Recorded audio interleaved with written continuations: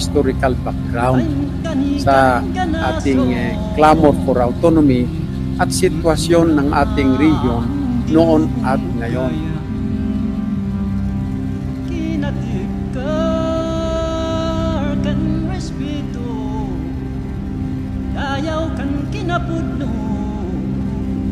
Sana maalala natin na noon wala tayong region. Isang probinsya lang yung entire Cordillera known as the Old Mountain Province with 4 sub-provinces na Benguet, Puntok, Kalinga-Apayao, and Ifugao. Baguio City was part of Puntok. Ganon yung ating sitwasyon ngayon. Noon, dahil sa sitwasyon na yan, natural yung ating representation sa national government limited only to one province. Yung inyong allocation limited only to one province. Maganda, in the mid-1960, pinasa yung ating mga congressmen at that time yung batas, Republic Acts 6495, known as the Division Law. What is this? Ito ang batas that made the 4 sub-provinces of the Old Mountain Province into separate, distinct, and independent provinces.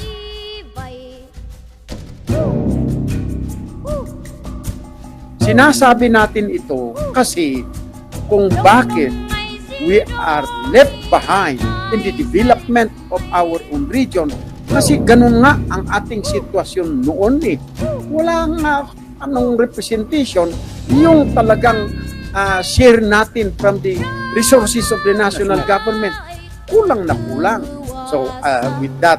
So, dito nagsimula ang clamor natin for autonomy.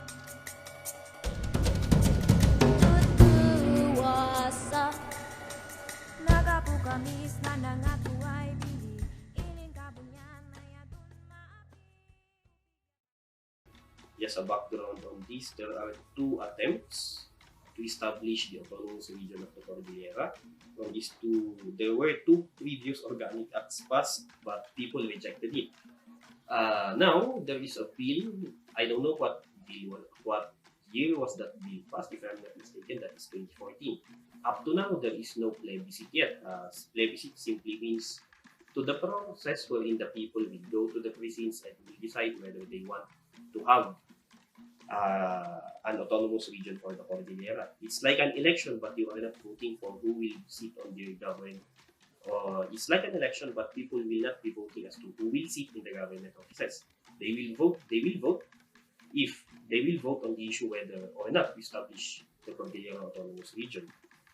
So previously, I think the reason why the previous attempts to establish the autonomous region for the Cordillera failed is because the people fear of establishing.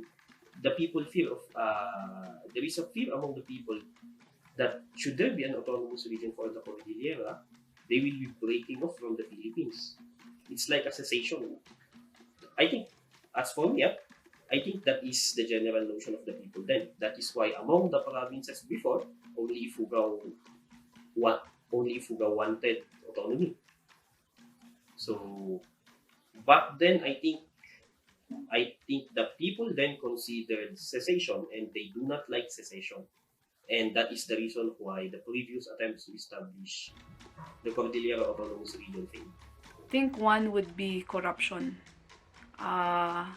During the time it was rejected, or during those times that it was rejected, the people might not have trusted the leaders who were governing at that time.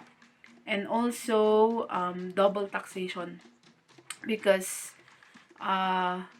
if we are self-governed, then that means we pay our taxes to the regional government, but we also pay to the national government. The lack of information dissemination, hindi dumating yung yung meaning or let's say positive aspect ng autonomy sa bawat barangay. autonomy lang narinig. Kung doon lang narinig, hindi mo alam yung laman. Paano ka bubuto doon?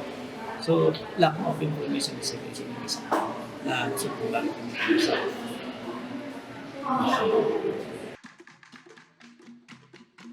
So, ano itong Regional Consultative Commission? Ito ang body na task kasi nakalagay nga dyan na gawa sila ng autonomy bill for the autonomous region of the Cordilleras. Nakagawa nga sila. Ngunit, ito nga yung sinabi mo, where pumunta sa Congress na ipasa as Republic Act 6766. Ito, when it was presented to us in 1990 for ratification, only Ifugao ratified. Tanong, bakit kaya? Meaning Well, it's only Ifugao who said yes. Yes. Only Ifugao said yes. Bakit? Unang-una, yung sinabi mo kanina, kulang yung pagkaintindi ng Tiga Cordillera to that law. Ikalawa, yung draft na ginawa ng Regional Consultative Commission, substantially pinalitan ng Kongreso. So, nung bumalik sa atin for ratification in a plebiscite, even members of the Regional Consultative Commission na naggawa ng draft, kinontra nila. So, natural. Walang tsansa. So, that was the reason of that one. And then, here comes 1997. Oh, 1997, yung drafting the Second Organic Act. Parang maintindihan natin. Yung timetable, because I was the co-chairman of the drafting committee at the time. Yung chairman natin was si Iberdina Doctor, Regional Director of DILG. Na-draft na namin yung target na sana maipasa ng Kongreso. Ayaw natin maulit yung nangyari sa Republic Act 6766 na palitan ng Kongreso ang ginawa natin na draft na subject ng consultations in the different levels in the Cordilleras. Fortunately, talaga namang it was not substantially changed by Congress. So, it was passed by Congress as Republic Act 8438. Ngunit yung timetable namin sana na may pasayan, the latest will be October 1997. Kasi the following year was the national local election. Hindi na-achieve yung timetable. Again, importante yung timetable. Ano ang effect ito? The effect is of course, wala kang time na mag-campaign. Kasi napirmahan lang in tulo ito. December 31st, Plaza Baguio City by President Ramos. So, nung magsimula tayo ng information dissemination, kasi naisip na yung plebiscite, first week of March, nagsimula na yung campaign ng Right. national candidates in local. right. So, wala na, walang Nag-file na yan. nakikinig. Ang interest nila, of course, is yung kanilang kampanya. Kampanya. So, noong magawa yung plebiscite, only Apayao said yes. The others, talagang hindi nila re-notify.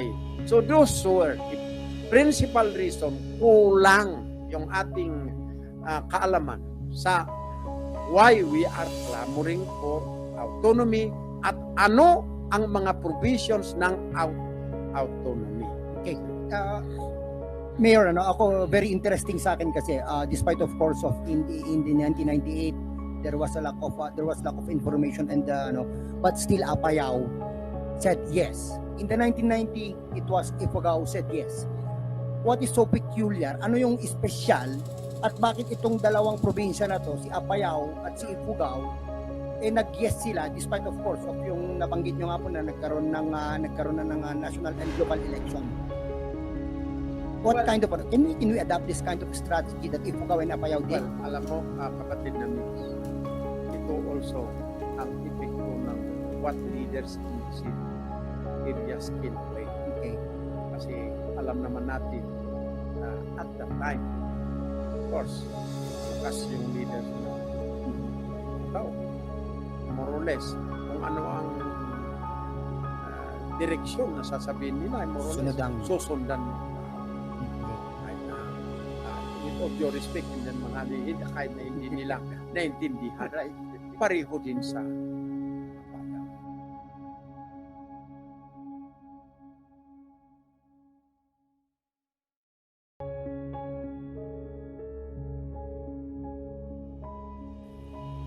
Mindanao and Cordillera are very special because of this cultural diversity. That's one of the reason. Mhm. Tama ka dyan.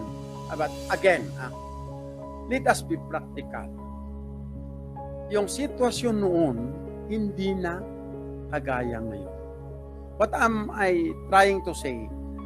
Well, yung migrants, other tribe from other regions, part of the country, dito na sila permanently reside. Mhm. And then, again, they adapt. Some of them adapt even the culture and tradition The way of this life place, of the Cordillera. of the Cordilleras. That's why, ito again, very important. If this autonomy law will pass, it will equalizes all of us, which is clear under Article 2, Section 3. Anong sinasabi nito?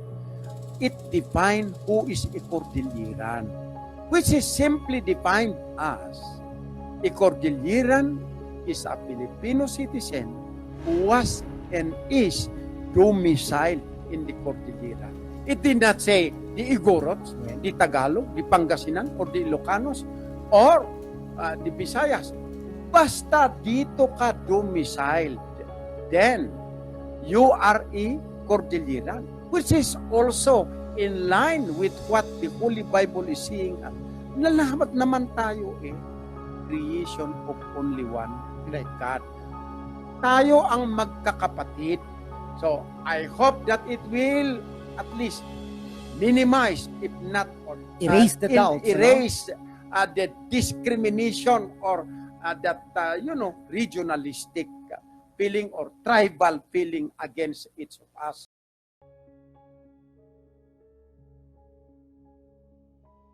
Autonomy ito ay isang pamamaraan ng isang rehiyon upang magsarili para maipatupad ang sariling layunin nito para sa ikabubuti ng kanyang nasasakupan. They want to stand alone by itself. So that is, for me, that is autonomy.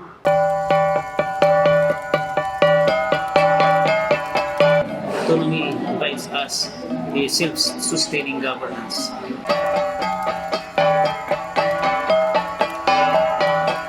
Well, for me, autonomy is the capacity to act and to govern oneself independently. Self-determination, more representation in share from resources of National government. government. Hindi naman tayo nagkaklamor na mag-independent tayo. Hindi naman.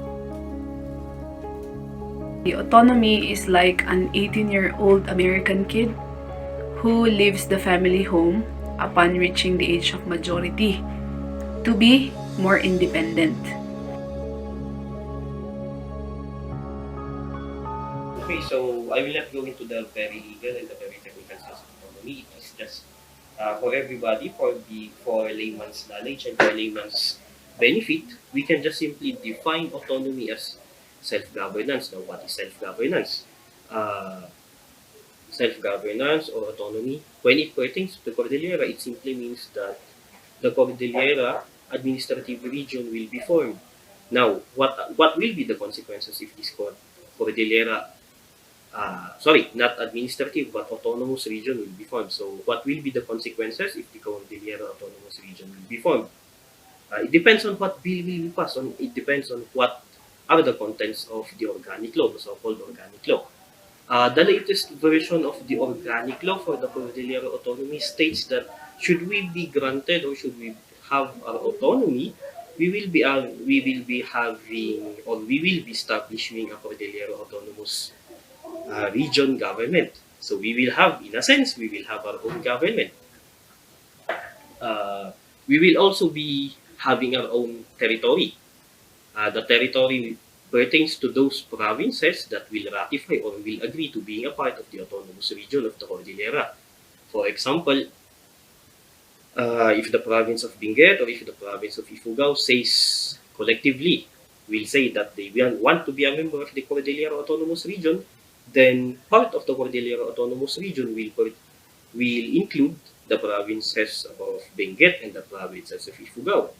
If, for example, the province of Mountain Province in a plebiscite, for that matter, will say that they will not be joining the Cordillera Autonomous Region, then the Cordillera Autonomous Region will not have the Mountain Province as its member. So practically, it will be having its own territory depending on the votes of the provinces and even the cities that will be joining it. We have two cities in the Cordillera, the Tabuk City and the Baguio City. They will also have their own plebiscite as to whether they will form part of the Cordillera Autonomous Region or not.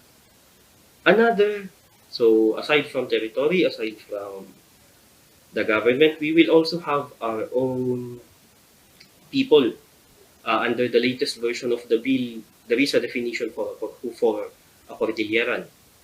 So it pertains to residents regardless of your ethnic origin. So as long as you are a resident of the Cordillera or any of the provinces that will be member of the autonomous region of the Cordillera, you are a Cordilleran. So you don't need to be an Igorot in the traditional sense to be a Cordilleran.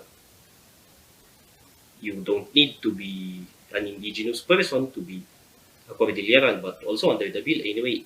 Under the bill, there are protections for Igorots or the so-called members of the indigenous persons. Now, again, still under the latest version of the bill, we will also have, what's this now? We will also have a share in the national revenues.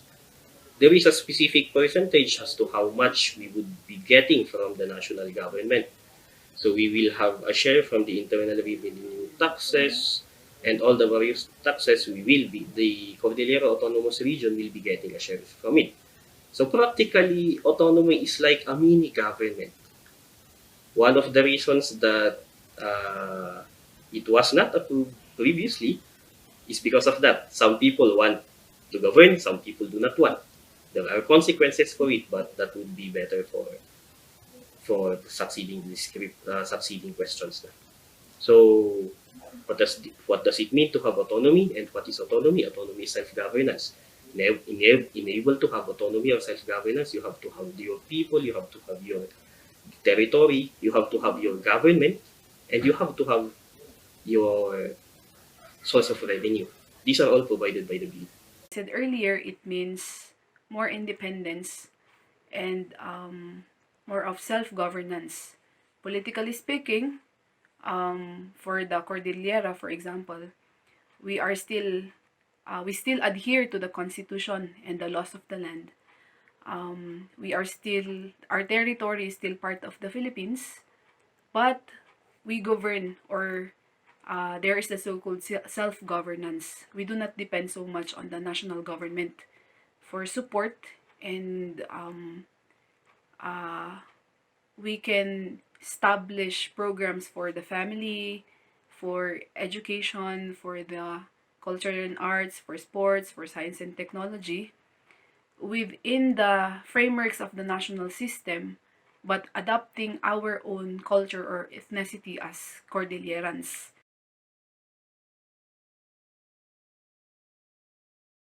Ako, naniniwala po ako na ang rehiyon ng Cordillera ay nais ditong magkaroon ng kontrol sa mga nalilikom nitong buwis upang mas mapaganda at mapalawak pa nila ang serbisyo na maibabahagi nila sa kanilang nasasakupan o sa ating mga mamamayan. First of all, I guess the Cordilleras is pursuing its autonomy because of the growing clamor and sympathies in the Congress pertaining to federalism, which, if executed, could put the Cordilleras in a disadvantage, especially in the financial side of things, in the managerial side of things. And without the autonomy, actually, with federalism being enforced, there's no guarantee that the Cordilleras would still be one state.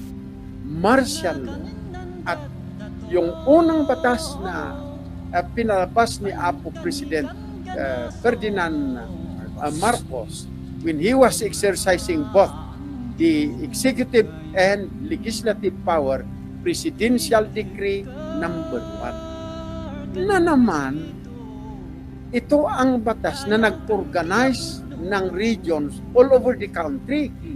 13 regions yung 13 original na inorganize. Wala ang CAR. So, wala tayo na naman region. So, yung budget na binibigay ng national government to the line agencies na magagastos sa region, wala tayo.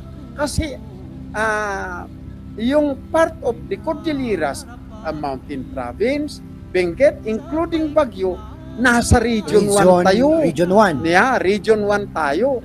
Yung Kalinga, Apayao, and Ifugao sa Region 2 sila. So, wala tayong sharing na naman sa budget ng regional line agencies. So, parang what we're saying, Mayor, is before, we were just unattached Yes, sa Region 1. yes. Ito na naman yung mas lalong nagpalakas sa ating clamor for autonomy, for self-determination, more representation and share from the resources of government. And because of this one, some of the Cordillerans went even underground against government. Ito yung grupo nina Balwag, if you will recall. So, because of this one, parang hindi kumabang istorya, the government signed a peace pact sa Mount Data. Then, President April. So, sa peace agreement na yan, the national government committed to give autonomy to the Cordillera region. Ganon. So, because of that commitment, okay, noong umupo si Cory, President Cory Aquino. Oo, siya ang nagpirma ng agreement with Balwag. When she was again exercising in a revolutionary form of government, both executive and legislative, pinagawa niya yung 1987 Constitution. Pinagawa niya yan. At least nakalagay na ngayon sa Section 15, Article 10 of the 1987 Constitution, the provision which gives opportunity to Cordillera and Muslim Mindanao only of the entire part of the country to become autonomous region. When that was ratified overwhelmingly by the people, wala pa. So, in order to effect itong agreement, nag-issue si Apo President Aquino ng Executive Order 220. That created now yung ating present region, Which is Cordillera Administrative Region. Tatlong purposes po ito, Nix. Yung purposes of EO 220 na one, binibigyan tayo ng opportunity to manage our own region. Ikalawa, to accelerate the socio-economic and infrastructure development of all the units in the region. Ganon. In short, to catch up also with the developed region. And yung pangatlo, to prepare the Cordillera to become autonomous region. Ito ang tatlong main purposes. So with that, with the creation of our region, I hope our listeners, the people of the Cordilleras, will realize this one. Malaking bagay yan kasi noong wala ng ating region, wala tayong share sa budget ng line agencies. At least, noong na-create na yung CAR, meron na tayong share sa budget ng line agencies na dito lang sa CAR magagastos. Ito ang talagang nakatulong sa atin.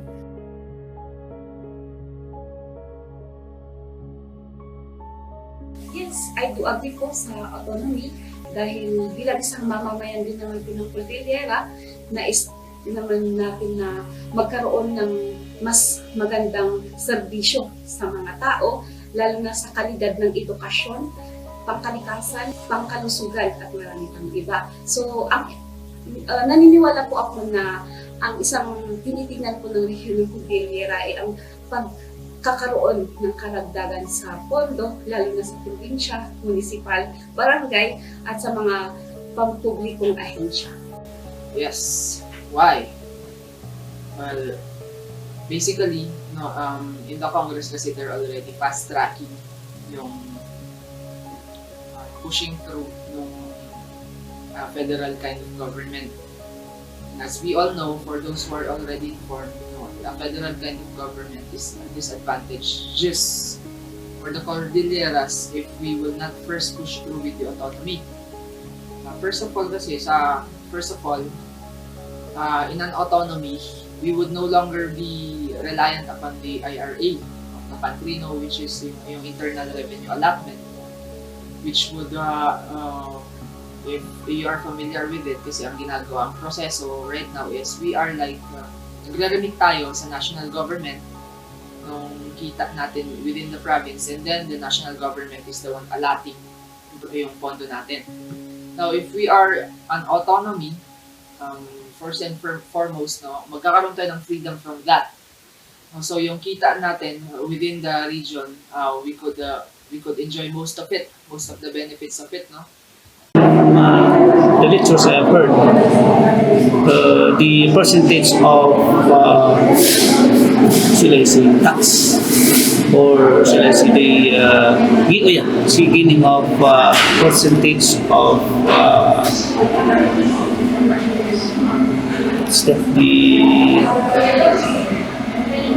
tax. This a tax. Wherein 60% ang babalik sa atin, 40% ang national. Ang ngayon kasi, baliktad, 40% sa atin. Ang share of the share of our tax. Kung halimbawa, 100 yung percent yung tax, yung 60% sa atin, yung 40% sa national government. Yun ang parang lectures na narinig ko nung lecture ang naida sa amin. So yun ang isa. Yung positive aspect kung may at saka, parang sa sabi ko kanina, self-governance. Parang sa atin, yung probinsya, yung pundo na punta sa probinsya, sa atin na yung developing yung parang dito. Tayo na yung namamahala kumbaga sa government. Yun ang isang parang aspect yung autonomy na yun. Just looking at the bill, I think the number one benefit would be economic. Again, under the bill, we have specific shares from the various national taxes.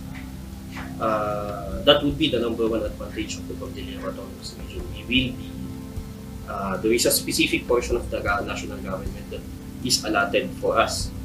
Another advantage, again, for economic purposes, as a government, since the Cordillera Autonomous Region will be having its own government, again, it can impose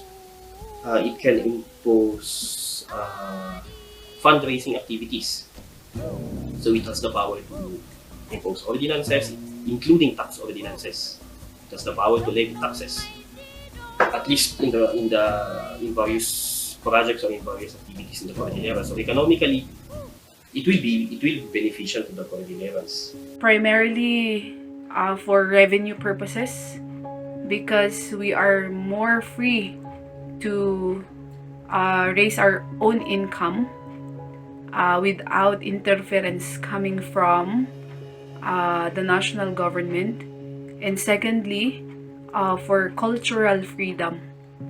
So we can exercise our ethnicity more as Igorots or as Cordillerans.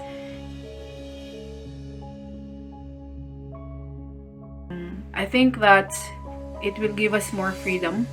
It will eradicate, if not minimize, discrimination, because there's still discrimination towards the Igorots even in the university.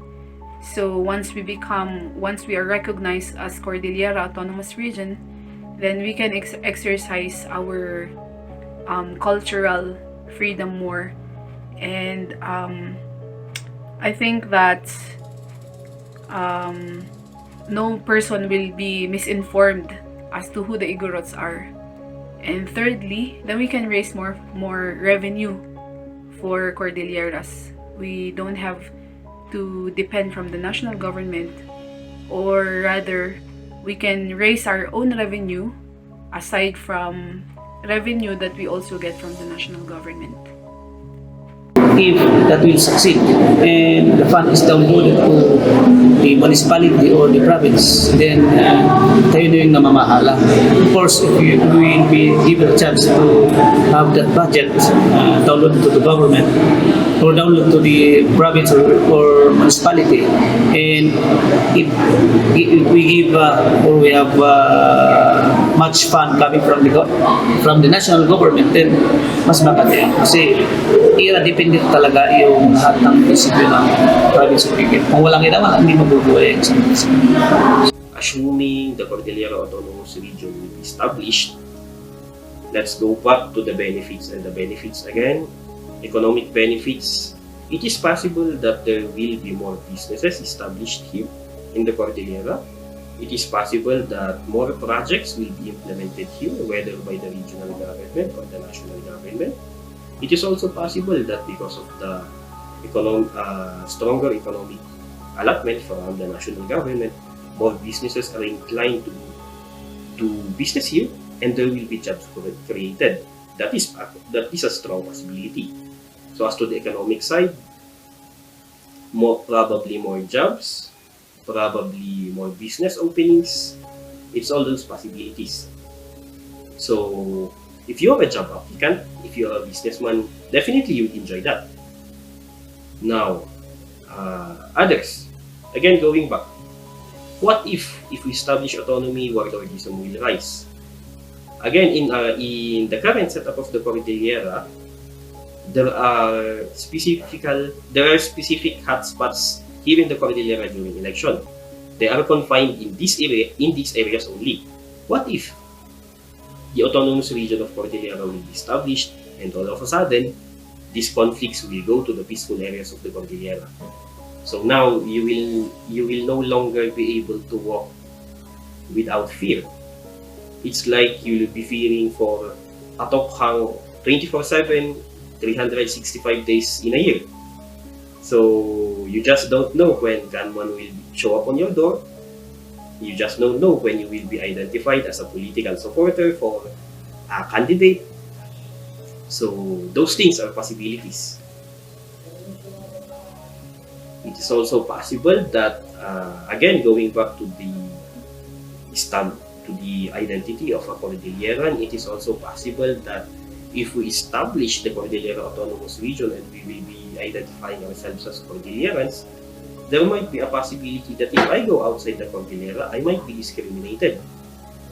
Discriminated economically or politically.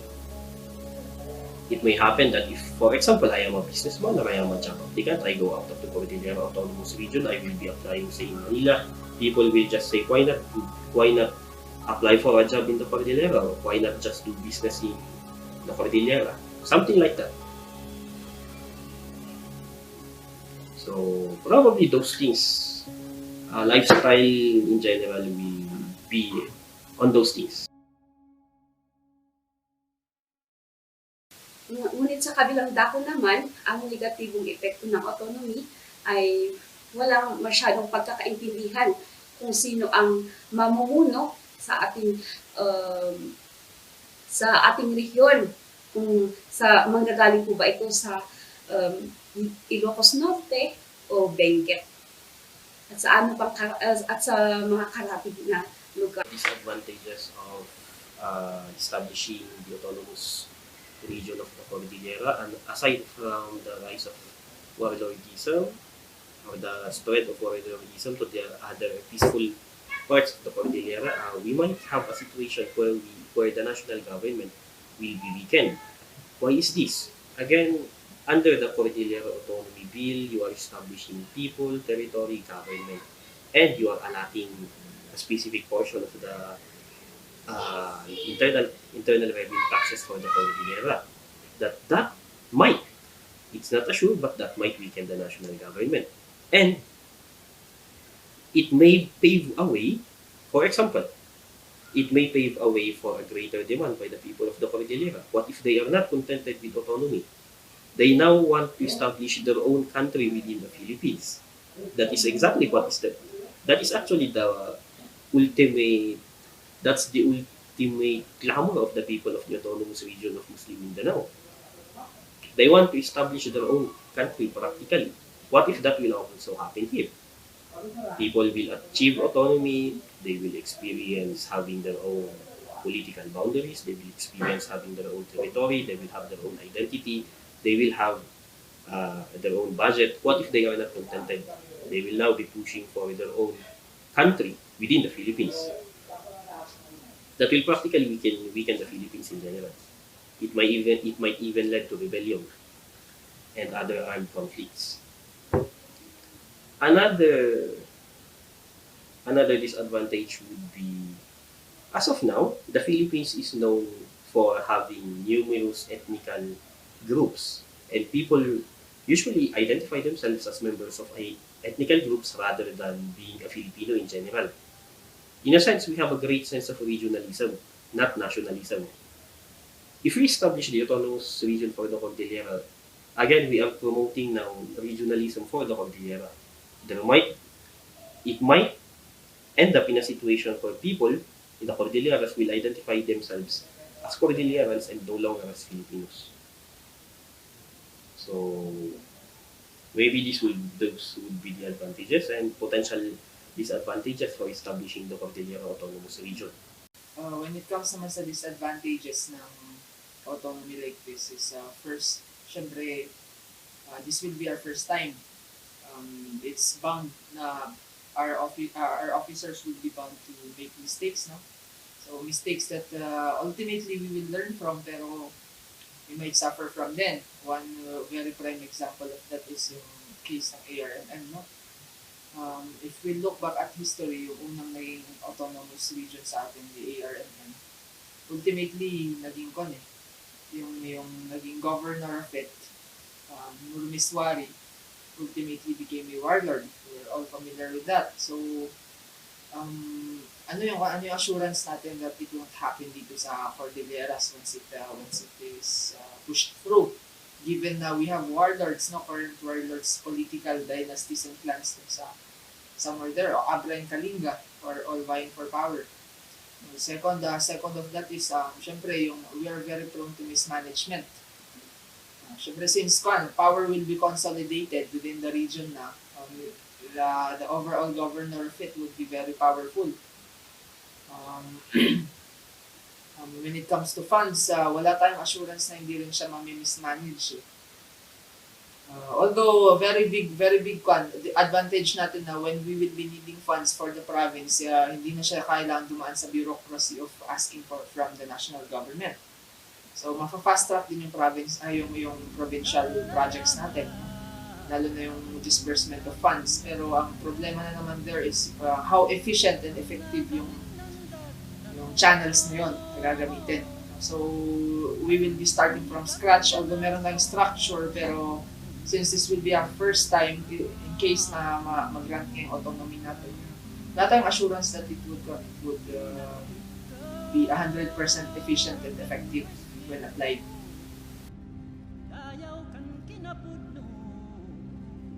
At least this time, lahat ng mga congresswomen of the entire Cordillera unanimously sponsored the House Bill number 5343. Malaking bagay yan.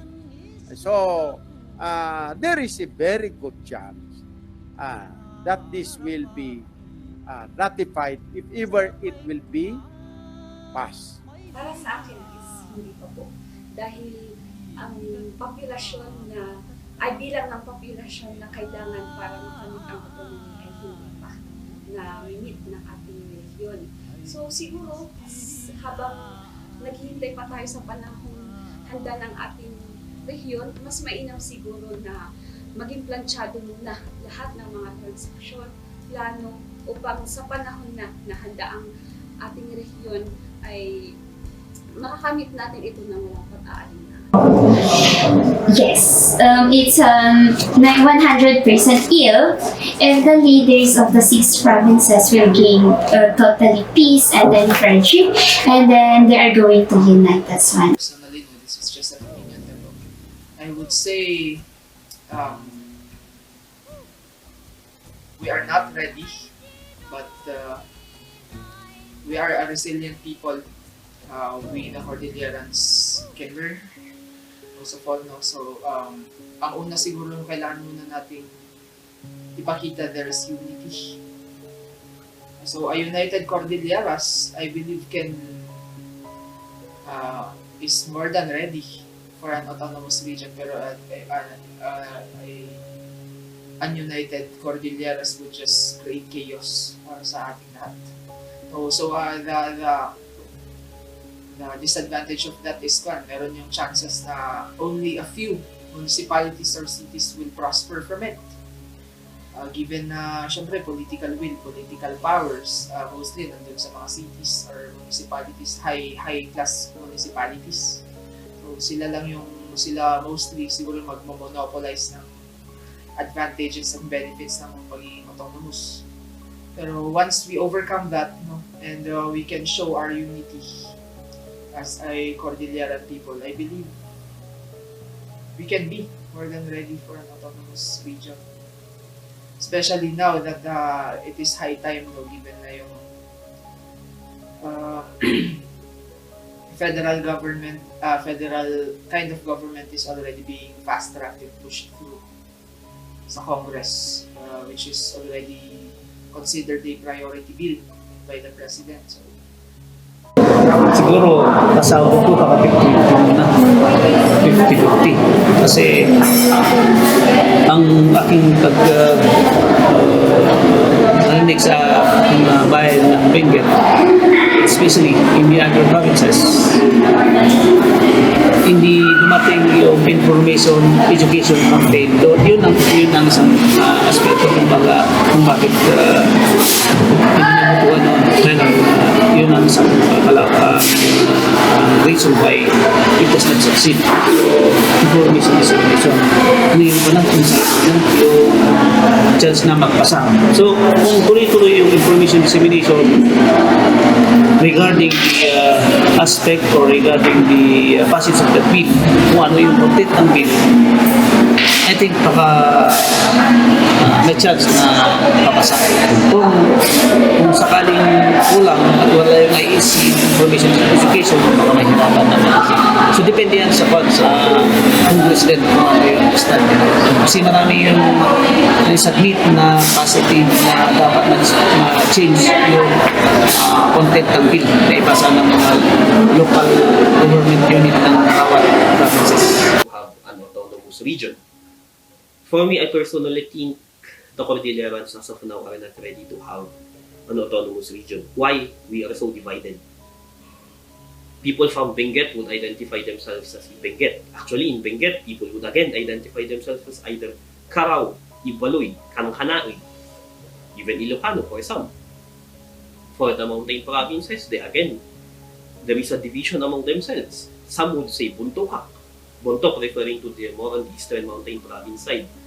Some say Buntok would include, say, parts of Natunin, those places. Others say Bontok would be specifically limited to the Bontok municipality. Others in the mountain provinces would identify themselves as Aplay.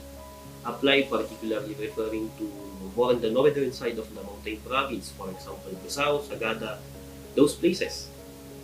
Again, some people in the mountain province identify themselves as Kankanaoy, like the places in Pauku, Sabangan, and Tadjan. What is the effect if people cannot have a unified identity? There is division. There is warring among themselves. There is discord among themselves. They will always be suspecting people of something. It goes back to our origins before, to our old practices. We simply do not trust somebody who is not a member of our ethnic tribe. So until we can learn to trust, say, people from Benguet, we learn to trust people from Ifugao, people from Mountain Province, people from Kalinga, people from Apayao, people from Baguio City, and the others will also trust the people from the other provinces, and the other cities will also trust the people from the other provinces and the other cities. Then I think that will be the time that the Cordillerans are ready to have their own autonomy. That will eliminate all the negative impacts of achieving Cordilleran autonomy. But as of now, I don't think there is unity among the Cordillerans themselves. So I do not think that the Cordillerans are ready for an autonomy.